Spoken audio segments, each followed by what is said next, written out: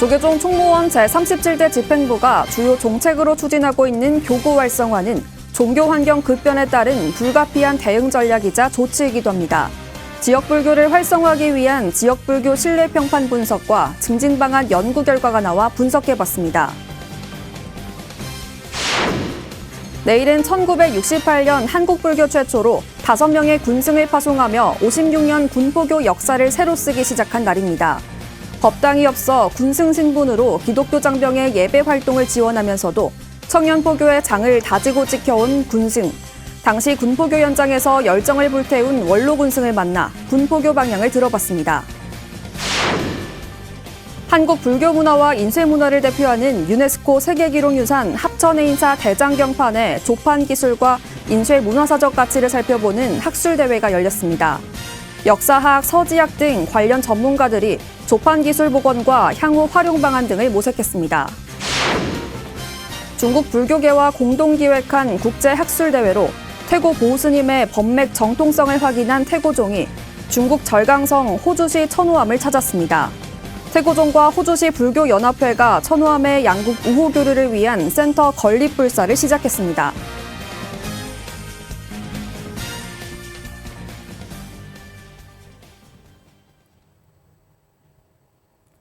여러분 안녕하십니까? 11월 29일 금요일 BTN 뉴스 시작합니다. 조계종 총무원 제37대 집행부가 주요 정책으로 추진하고 있는 교구 활성화는 종교 환경 급변에 따른 불가피한 대응 전략이자 조치이기도 합니다. 지역 불교를 활성화하기 위한 지역 불교 신뢰 평판 분석과 증진 방안 연구 결과가 나왔습니다. 남동우 기자가 보도합니다. 지역 사회에서 불교를 친숙하고 긍정적인 이미지로 인식하지만 공공활동과 사회적 기여도 측면에서는 낮게 평가하고 있었습니다. 불교는 개인적인 신뢰와 호감에서 높은 점수를 얻고 있지만 공공 영역에서는 여전히 활동과 기여도, 관계도가 부족하다는 평가를 받았습니다. 이에 따라 중앙의 불교종단과 지역 불교계가 공익과 사회적 기여 활동에 더 적극적으로 참여해야 한다는 점이 확인됐습니다. 실질적으로 지역 주민들에게 되게 호감을 많이 받고 있음에도 불구하고 지역사회에서의 공공적인 역할들, 공적인 역할들을 수행하는 데 있어서는 불교가 그렇게 좋은 평가를 받고 있지 못하다라고 하는 것이 어쨌든 이번 조사의 가장 핵심적인 결과일 것 같고요. 이 같은 결과는 조계종 미래본부가 어제 한국불교 역사문화기념관에서 개최한 교구 활성화 방안 연구 결과 보고회에서 나왔습니다. 새로운 역할 모델을 찾아야 합니다. 교구와 지역 불교 활성화 프로젝트는 종교 환경과 지역 변화에 따라 중앙과 교구 그리고 지역 불교가 합심하여 새로운 해법을 모색하는 과정입니다. 불교가 신뢰를 얻기 위해서는 투명한 사찰 운영, 스님과 신자들의 윤리적 행동, 지역사회와의 활발한 교류가 꼽혔습니다. 사찰 운영의 투명성과 개방성은 응답자의 54.9%가 지적할 정도로 중요한 과제였습니다. 응답자들은 불교가 지역사회에서 정신적 평안과 안정감을 제공하는 데 주요한 역할을 수행할 수 있다고 보고 있었습니다. 특히 현대사회의 불안정성과 정신적 스트레스에 대응하는 방안으로 불교가 기여할 가능성이 크다고 평가했습니다. 지역 불교의 신뢰와 평판 증진을 위해서는 지방정부와 시민사회, 지역 주민들과 협치가 중요하다고 대답했습니다.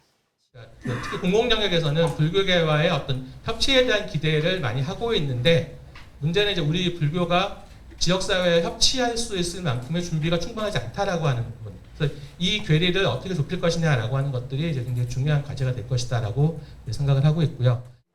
박수호 중앙승가대 교수는 사찰 운영의 투명성을 강화하고 불교 신자와 일반 시민이 보다 쉽게 사찰 활동에 접근할 수 있어야 한다고 제언했습니다. 또 불교계는 정신적 안정을 제공하는 다양한 프로그램을 마련해서 현대인의 심리적 고충을 덜어주고 더 나아가 지역사회의 정신건강을 지키는 역할을 강화해야 한다고 말했습니다. 마음의 평화, 안정, 가장 어떻게 보면 최근에 가장 핫한 부분이기도 하고 해서 정신건강 관련 활동들을 좀 해줬으면 좋겠다. 가장 많이 지적이 되고 있는 부분이기도 하고요. 그 다음에 복지나 봉사, 구제활동 같은 것들이 지금 불교에 대해서 기대되고 있는 주요한 활동들이다. 박 교수는 지역 불교의 공동활동이 활성화되기 위해서는 불교 단체와 불교 시민단체의 역할이 더욱 강조될 필요가 있다고 지적했습니다. 이번 설문은 중앙성가대 불교사회과학연구소가 일반 시민과 공공영역 종사자 1,018명을 대상으로 온라인 조사를 통해 진행됐습니다. BTN 뉴스 남도우입니다.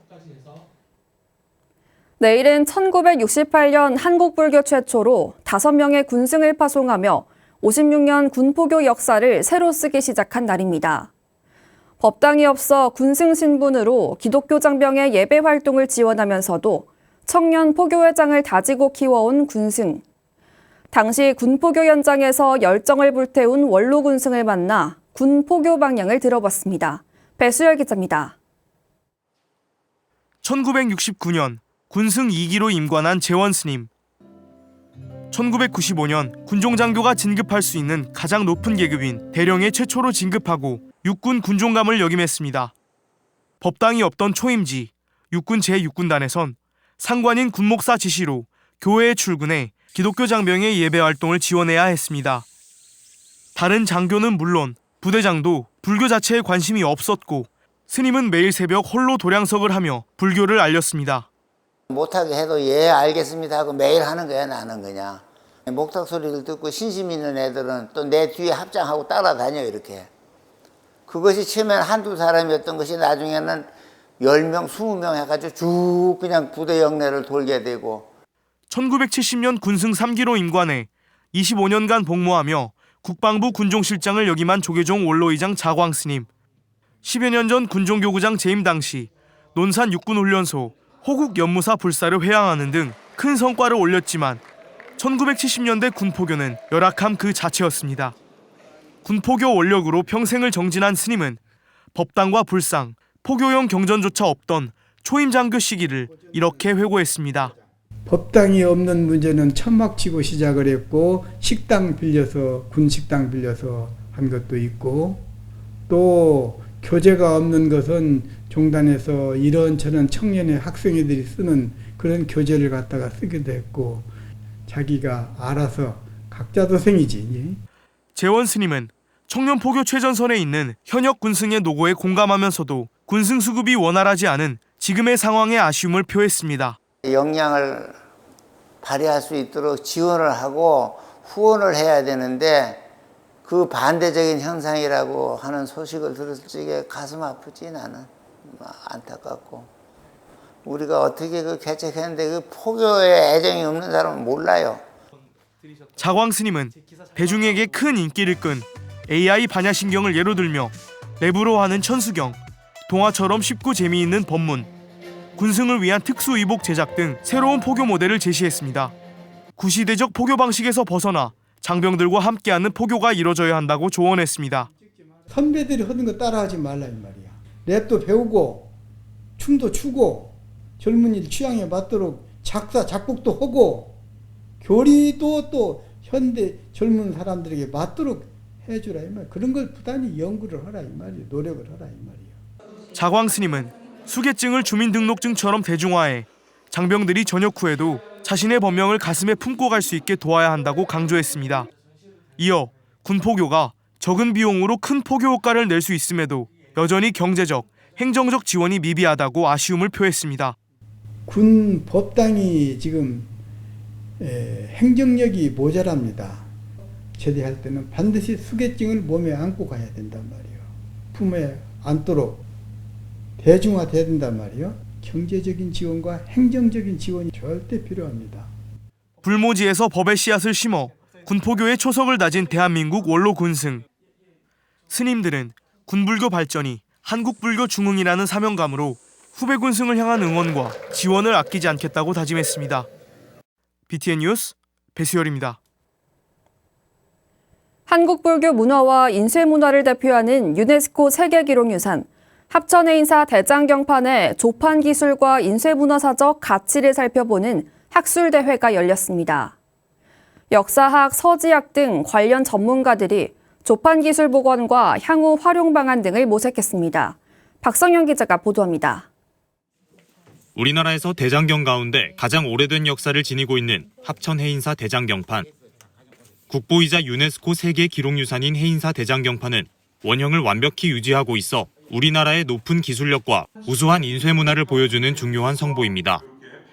팔만대장경으로도 불리는 해인사 대장경판의 학술적 조사와 연구는 꾸준히 진행됐지만 대장경판에 반영된 조판 기술과 인쇄문화사적 가치 규명은 부족한 상황.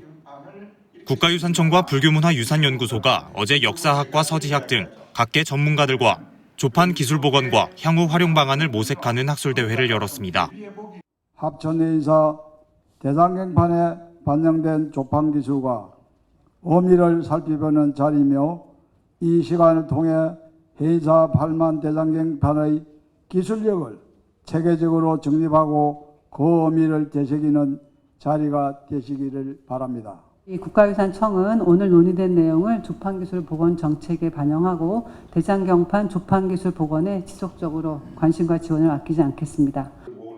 해인사 대장경판은 고려시대 국가적 위기를 부처님 가르침으로 극복하고자 했던 선조들의 간절함과 강력한 호국 정신이 담긴 산물이기도 합니다. 오늘 이 자리를 통해 우리 곁에 소정이 전해지고 있는 대장경판의 조판 기술과 가치가 뚜렷하게 정립되고 나아가 우리 마음속에 오롯이 새겨지기를 기대합니다. 팔만대장경 판각과 역사문화적 가치 재정립을 위한 현안을 주제로 발표한 오용섭 인천대 명예교수는 각판 방식과 기법, 목판 크기와 교정 매목 등을 설명했습니다. 교정 매목은 1차 완성된 목판에서 글자나 문장이 잘못 새겨진 부분을 파내고 새로 나무를 박아 올바른 글자나 문장을 새기는 것을 의미합니다.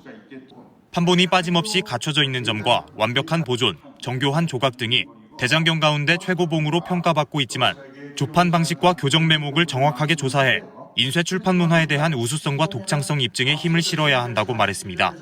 이러한 문제를 잘 해결해야 문화적 가치를 더 밝히고 결국 우리 민족의 우수성, 독창성은 국내에 알려가지고서 결과가 우리 민족이 슬기로운 문화민족의 후손이다 하는 인정을 세계인으로 받지 않겠는가.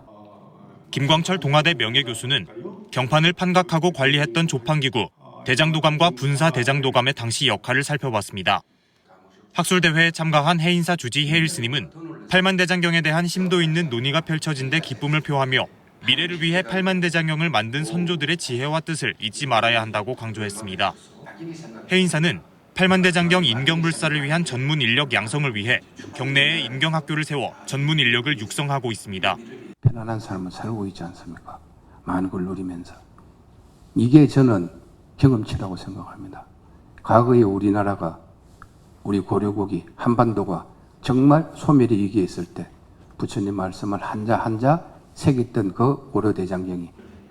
신은재 팔만대장경 연구원 상임연구원과 박순 경북불교문화원 연구원 등이 대장경판의 판각과 인출, 복원 과제 등에 대한 발표와 논의를 이어갔습니다. BTN 뉴스 박성현입니다. 중국 불교계와 공동 기획한 국제학술대회로 태고보 스님의 법맥 정통성을 확인한 태고종이 중국 절강성 호주시 천호암을 찾았습니다. 보우 스님의 스승 서곡천공선사가 주석하며 임재선사의 법을 인가한 곳인데요. 태고종과 호주시 불교연합회는 천호암의 양국 우호 교류를 위한 센터 건립불사를 시작했습니다. 동행 취재한 윤호섭 기자가 전해드립니다. 중국 서곡천공선사가 고려 태고 보우국사에게 임재의 법을 인가한 도량 천호암.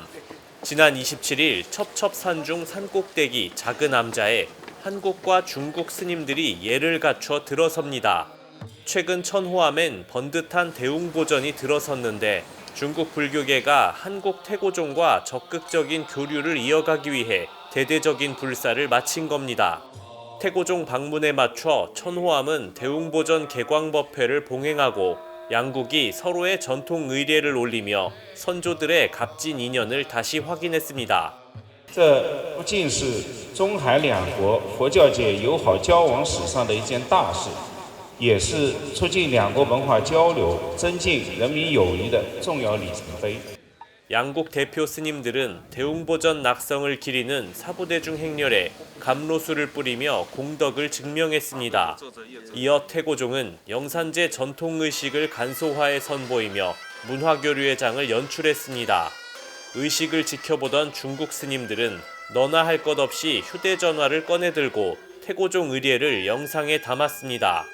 부처님의 일불 제자이며 특히 태고종은 임재 정맥을 받으신 태고 보스님을 종조로 모시고 계시기에 중국 스님들과의 관계는 형제가 되는 것이 분명하다고 생각합니다. 태고종과 호주시 불교협회는 이번 인연을 계기로 한국과 중국 불교의 본격적인 교류를 약속하며 양국 불교 우호 교류센터인 법원루 건립에 첫 발을 뗐습니다. 태고종은 건립기금 5만 위안, 한화로 약 9,600만 원을 전달하며 불사의 원만 성취를 기원했습니다. 또 태고 보우 스님이 주석하던 북한산 태고사와 서곡 청공 스님이 법을 전한 천호암의 우호교류 협약을 맺었습니다. 这样一个楼的建成，标志着中韩佛教文化的根续传承，也标志着我们中韩两国佛教信徒，包括中韩两国的人民的这种友谊，是万古长青的。 태고종과 호주시 불교협회는 앞으로 승가교육과 불교 문화교류, 국제학술대회 공동 개최 등 다방면으로 손을 잡고 불교 발전에 매진할 계획입니다. 고려 말 서곡청공과 태고보우가 맺은 사자상승의 법연은 700년의 세월을 건너 양국 불교 교류의 씨앗이 됐습니다. 중국 하무산 천호암에서 BTN 뉴스 윤호섭입니다. 생명나눔의 소중함을 공감하고 1년 동안 배포한 저금통을 모아 저소득 난치병 어린이에게 전달하는 콘서트가 열렸습니다. 생명나눔 실천 부산지역본부는 지난 26일 부산시민회관에서 본부장 심산스님, 총무이사 성문스님, 이사 주석스님, 장유정 미소원 이사장 등 500여 사부대중이 동참한 가운데 제19회 100원 희망불씨 콘서트를 진행했습니다. 심산 스님은 한 해 동안 생명나눔 활동을 돌아보고 더 나은 내일을 위해 마음을 모으는 감사한 시간이자 불교가 사회와 어떻게 소통하고 어떤 역할을 해야 하는지 돌아보는 소중한 자리라고 말했습니다. 공연에 앞서 한 해 동안 생명나눔의 가치를 알리는 데 노력한 봉사자 표창과 난치병 후원금 전달식도 진행해 의미를 더했습니다. 재단법인 신요엔이 소외이웃을 위한 김장 후원금을 부산 연제구청에 전달했습니다. 신요엔은 지난 28일 부산 연제구청에서 신요엔 한국본부장 정경국원과 부산지부장 영준국원, 주석수 연제구청장 등이 참석한 가운데 사랑의 김장김치 담그기 행사를 개최하고 후원금 300만 원을 전달했습니다. 정경국원은 홀로 계신 어르신들에게 따뜻한 마음이 잘 전달되길 기대했습니다. 부산 연제구청은 3,000포기의 김장을 관내 독거 어르신 가정과 소외된 이웃 등 280세대에 전달할 예정이라고 밝혔습니다. 한마음선원 한마음과학원의 생활 참선 수행 프로그램 공생실천과정 제41기가 성황리에 회양했습니다. 지난 9월부터 46명이 참여한 41기 프로그램은 마음의 집착과 얽힘에서 벗어나 자성을 밝히는 수행을 주제로 8주간 진행됐습니다. 교육생들은 주차별로 대행스님의 법문, 실천행선, 관노트 쓰기, 팀토론 등 다채로운 교육으로 자신의 마음을 참고했습니다. 한마음과학원장 해수스님은 일상으로 돌아가서도 배운 것을 실천하고 활용하길 바란다고 격려했습니다. 한편 공생실천과정 제42기는 내년 4월 5일부터 한마음과학원 3층 국제회의실에서 진행됩니다.